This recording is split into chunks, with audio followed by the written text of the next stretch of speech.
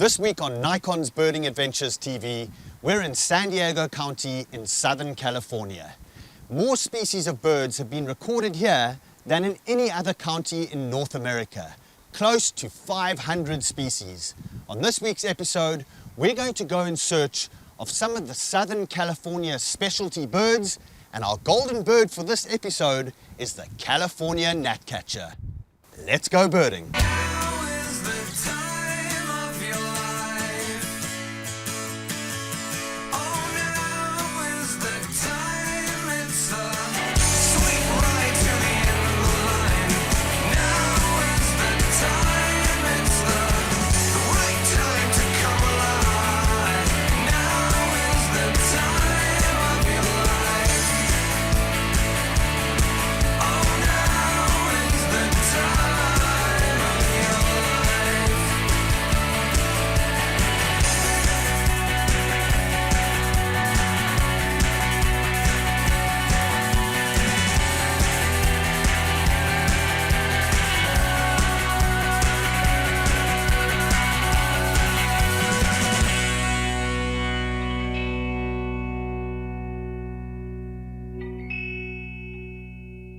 What's up, Huey? Let's go birding? All right!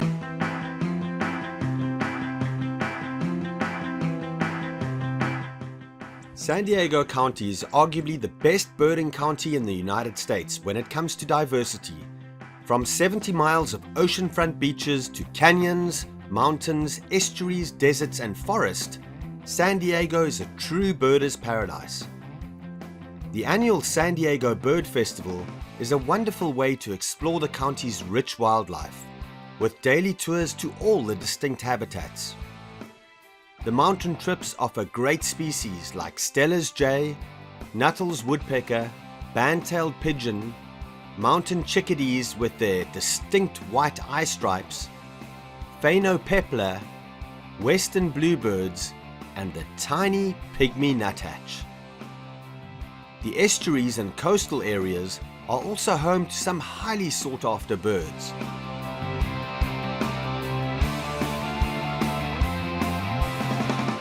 And for those adventurous birders that have their sea legs, there's always the pelagic trips, which offer great species like albatross, cormorants, and other pelagic birds. Behind me is the San Elijo Lagoon, and it's high tide right now, which is excellent news for Nelson's sharp-tailed sparrows. Let's see if we can get a look.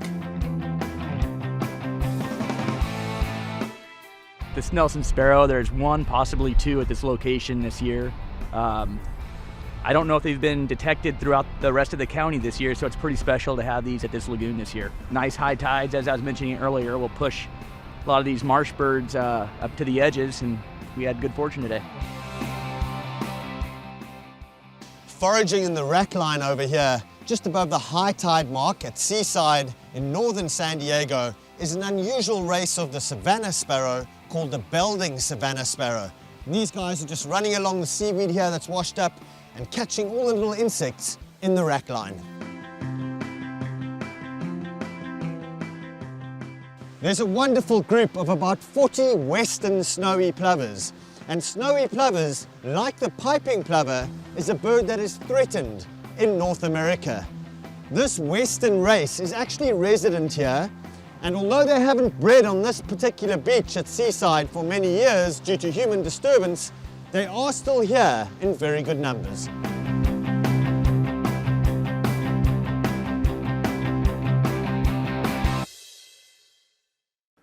This Birding Adventures episode is powered by Nikon, the world leader in optics since 1917, and sponsored in part by the Commission for Arts and Culture, City of San Diego. Well, after a rainy morning here in the sage scrub, the sun has finally come out, and we're looking for some of these specialty birds of the San Diego area.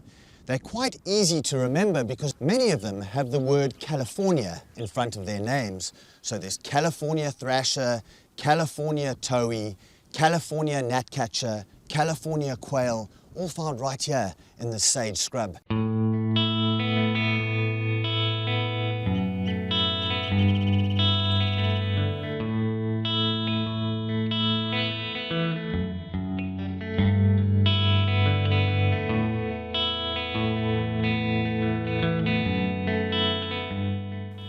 beautiful melodic call of a California thrasher sitting on top of the sage bush over here. Nice curved bill, nice white throat, and you can see that little white throat puff out as he makes that melodic call, marking his territory here and trying to attract females. Stunning bird, a California thrasher. Another one of the special birds that a lot of the birders around San Diego like to call the Californias is the California towhee.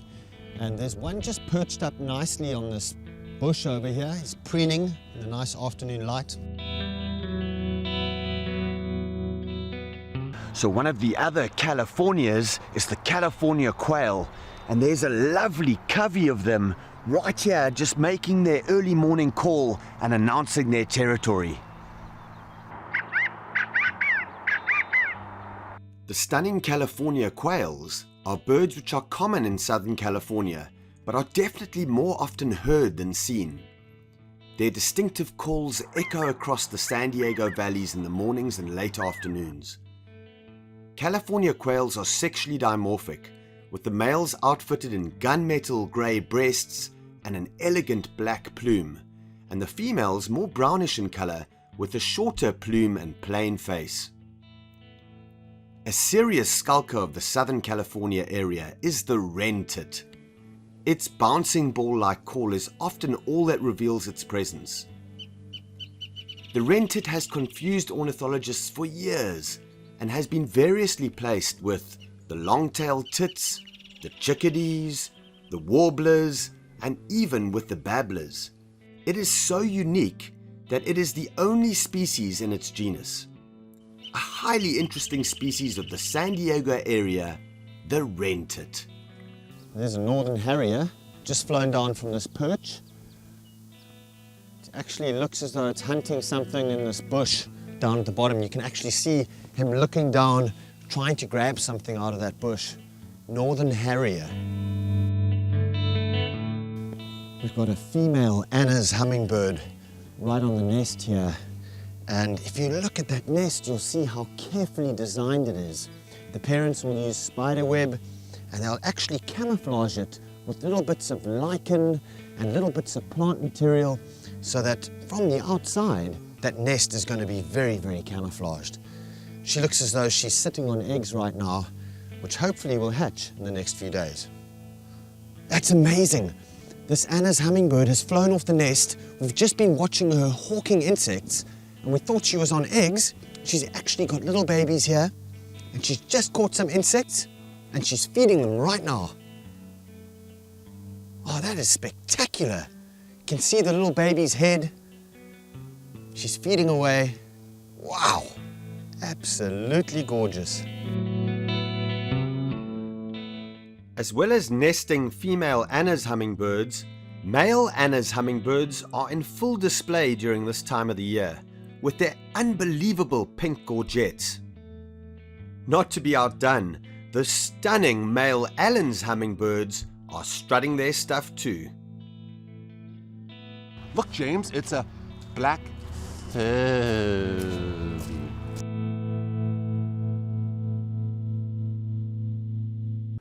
This Birding Adventures episode is powered by Nikon, the world leader in optics since 1917, and sponsored in part by the San Diego Audubon Society, and by Hobie Mirage Drive Kayaks. Enjoy nature effortlessly. We're about to head out to La Jolla shores to go look for sea lions and also some harbor seals and some great birds. I'm here with Ron Lane from Fast Lane. He's going to loan us some Hobie kayaks, and we're going to go do some kayaking.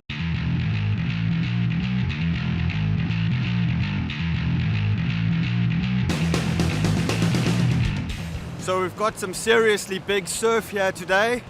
They forecast for about 12 to 14 foot waves for the whole day today, so it's going to be pretty big. But right here at the launch site, looks like we can get out into the ocean. We're then going to go around La Jolla Point and go and look at some awesome marine life. Let's go birding.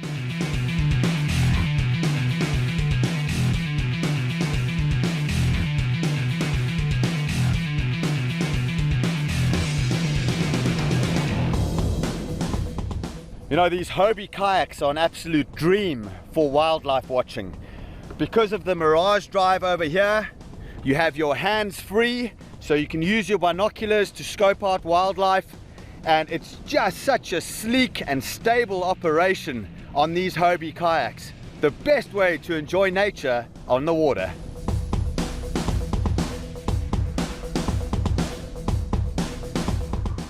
One of the highlights of a visit to San Diego is undoubtedly the harbor seals. And if you're here in February, you might be lucky enough to see them actually giving birth here at a place called the Cove in La Jolla. These little baby harbor seals around me, some of them were born yesterday, some of them possibly even born this morning. And what's quite incredible is that these little babies, within an hour of being born, can dive and swim in these really, really rough waves outside of the cove and the birthing area here. They feed on the rich, fatty milk of the mothers for up to 3 to 4 weeks, and then they're weaned, and during that time, they'll double their body size before they're able to head out and venture off on their own. Fantastic animals of the San Diego coastline, the harbor seal.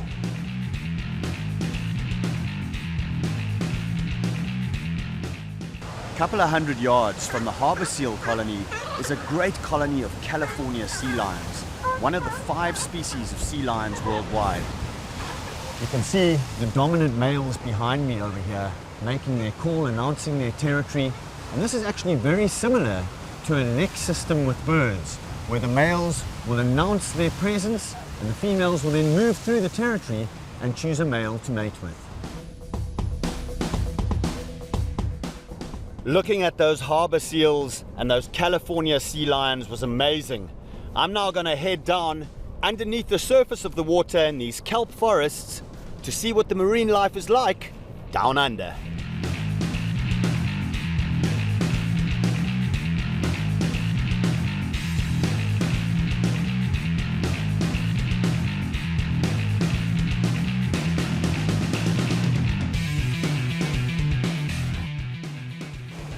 Oh, spectacular. Watching all that wildlife on top of the water, the sea lions, the harbor seals, and then being able to go down under the water and view those beautiful bright orange Garibaldi fish, and then also those Sevengill sharks. San Diego marine life, nothing beats it.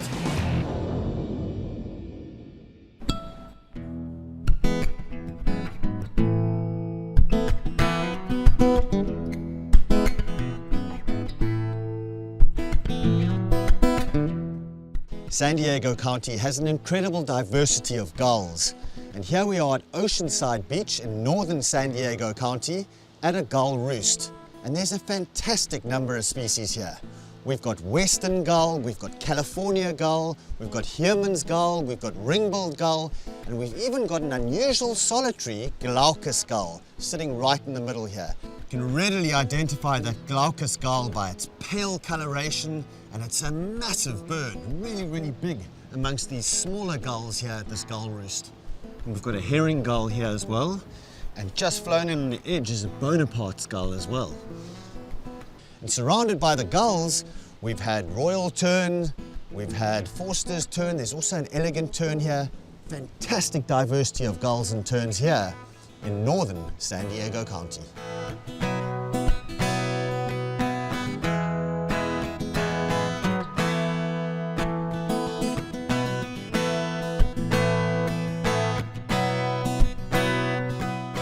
We've just made our way further up the coast from Oceanside to Camp Pendleton here to look for more gulls, and this is a very good spot for mew gull, which is a tiny gull, very small gull with a nice yellow bill, now just sitting down on the sand.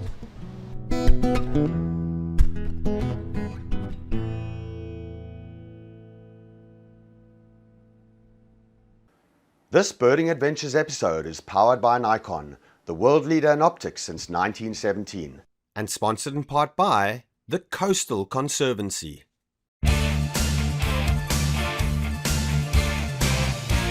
This Birding from the Edge segment is brought to you by Nikon, manufacturers of the Edge line of optics. The San Diego Natural History Museum has one of the best collection of bird skins in all of North America.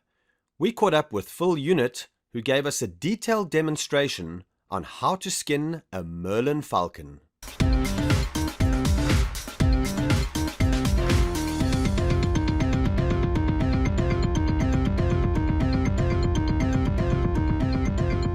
This is Birding from the Edge. Before we head out to look for California gnatcatchers, I've stopped in to meet with Phil Unit of the San Diego Natural History Museum. And he's going to show us his whole selection here of California gnatcatcher skins. Can you tell me the difference between male and female, Phil? Yes, here we have a male in breeding plumage with its black cap, and here we have a female gray cap, and if you can see very carefully, the female has a brown back, whereas the male has a pure gray one. In the winter, the males lose their black cap and become more similar to the females. And right now, in early March, they're in the process of growing in that black cap for the summer. Great, so when we go out into the field, we're going to be looking for a singing male, possibly at the top of a bush with that nice mewing cat-like call, and we're hopefully going to get a nice black cap on these California gnatcatchers. That's great. Thanks so much for showing us everything, Phil. My Really pleasure. appreciate it. Let's go out and find some California gnatcatchers in the field.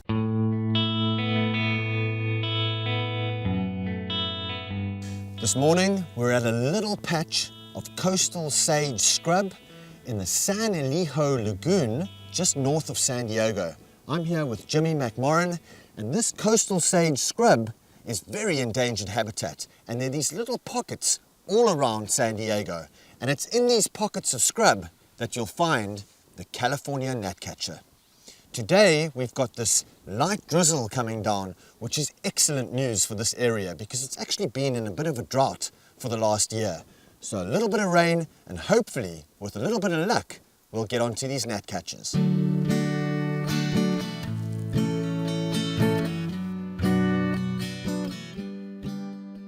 We can walk down the trail if we would like and just sit there, and likely they're going to start vocalizing. I just heard one definitively call a few times.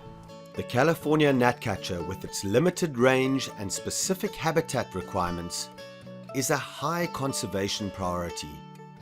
Extensive development has fragmented the bird's habitat in California, leading it to be declared a threatened species in 1993. Although this tiny bird might not look like much, it certainly can pack a punch on the noses of greedy developers. So much so that several lawsuits against developers building on gnatcatcher habitat have been won by advocates of this wonderful Southern California species.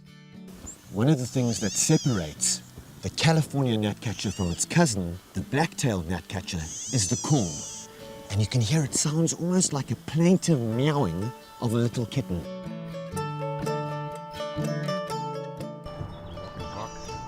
Oh, look at that. Here he is, right up top, up top.